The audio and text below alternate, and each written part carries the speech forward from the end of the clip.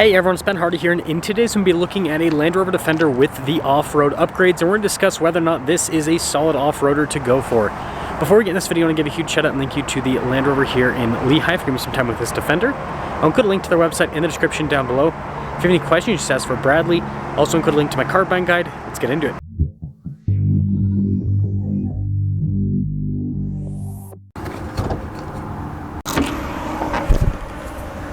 Under the hood, we have a turbocharged 3-liter inline-6 that goes through an 8-speed automatic transmission. Fuel economy is 18 around town and then 20 on the highway, with power outputs being 395 horsepower and then 406 pound-feet of torque. Before I move forward with this review, I do want to mention if you want to see more videos just like this, then I recommend you subscribe because I post content every single day.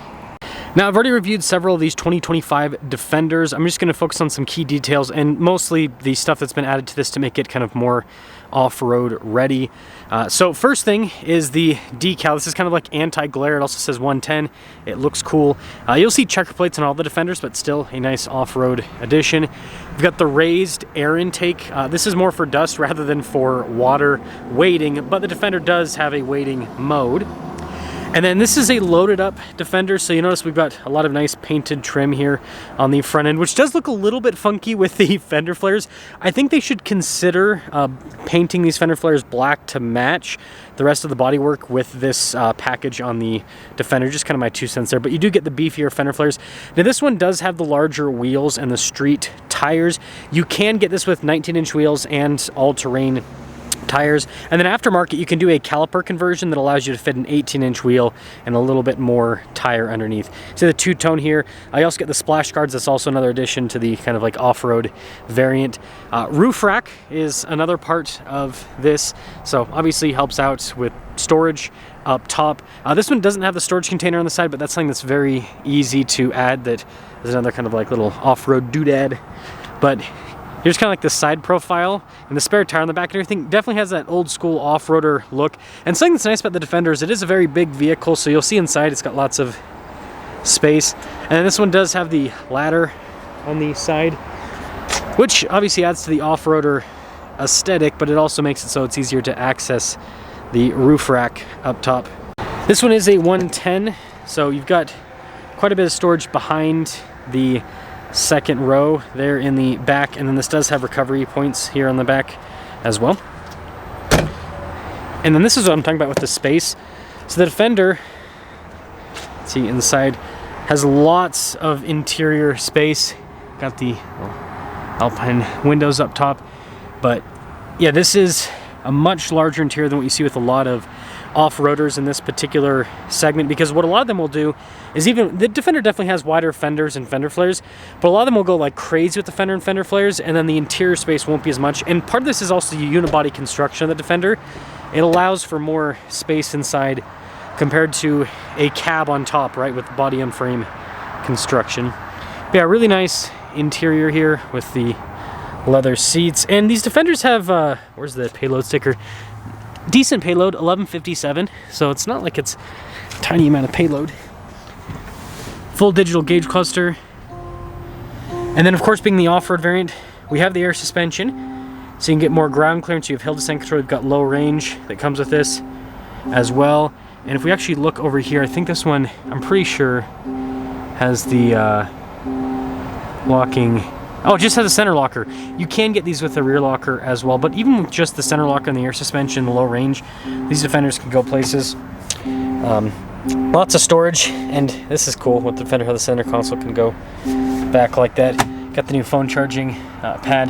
And then for off-road ambiance, you got a panoramic sunroof as well. Now, off-road luxury definitely does not come cheap. So again, this is an X-Dynamic SE with tons of options.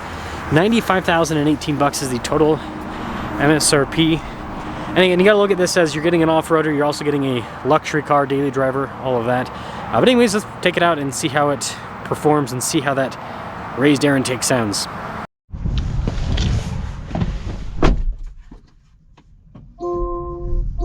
So Defender 110 with the off-road doodads. And they also have, I think they just have one, I can't remember, maybe they have, no, they have got a couple here. They've got some with the off-road stuff that's not as expensive, but then they also, wait for it, have this crazy thing right here that has, and if you guys want me to review this, let me know. I can do this another day. It has the winch, it's got the tires, it has all the stuff. It's the Trek edition, if I remember right. But it's like the crazy all-out off-road Defender. But either way, this is kind of the one that I very, very commonly see on road when people have the off-road stuff. And sometimes I'll have, you know, the all-terrain tires, sometimes they won't. But a lot of people just want the looks, which it's their money, so they can do whatever they want with it, right? If people want to spend a little bit more money to have their Defender look like this and they're never going to take it off-road, who cares? But let's talk about the benefits of the Defender.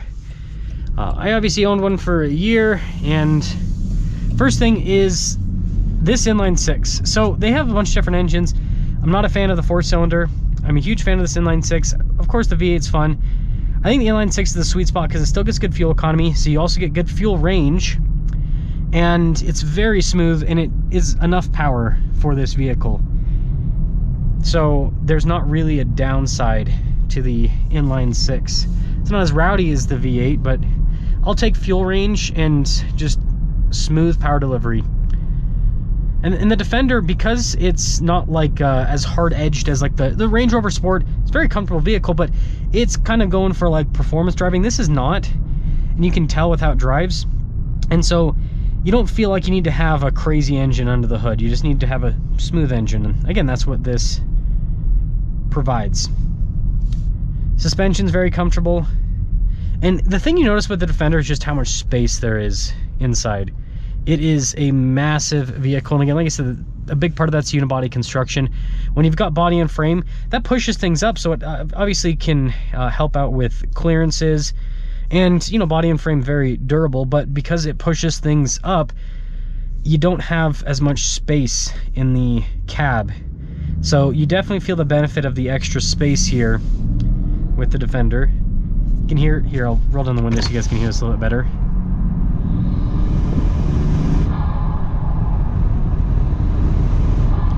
Everyone's talking about the new Tacoma Trailhunter and how it sounds cool. This also has a cool raised air intake that makes the fun turbo noises. So, handling's also great. I actually drove my 250 Land Cruiser today, and man, oh man. I love that thing for car reviews because the content gets so many views, but every single time I drive a Defender, I realize like how, because if you don't know, the new Land Cruiser and especially the new Lexus GX are supposed to compete against the Defender. You realize how much they don't compete when it comes to on-road driving. I would say that they are definitely going to be better off-road in a lot of ways with having a solid rear axle, body on frame construction. Toyota's traction control system is really hard to beat their newest iteration, but Land Rover's is actually really good. But anyways, on-road driving, yeah, they just they're not in the same world. This just handles so well for such a big SUV, and again, independent suspension, unibody. It makes sense as to why it handles so well, and it's just so smooth. And the engine, I'm going to tell you right now, I will take this engine over, definitely over the engine in my Land Cruiser, but also definitely over the engine in the Lexus GX. I'm actually not a fan of the V6 in the GX 550. It's not bad. It's decent for a turbo V6, but it's compared to what there is in the market in terms of 6 cylinders, it's definitely not at the top of my list. But either way, the Defender has a lot of really cool kit, and the biggest thing that this is going for is it's trying to be kind of like a jack of all trades. It's a vehicle that you could daily drive. It's a luxury car. It's extremely comfortable, and then you can also do off-roading stuff. And I took our Defender off-road, and it was way more capable than I expected it to be. It was able to do stuff that I didn't think it was going to be able to do. The traction control system in this is fantastic.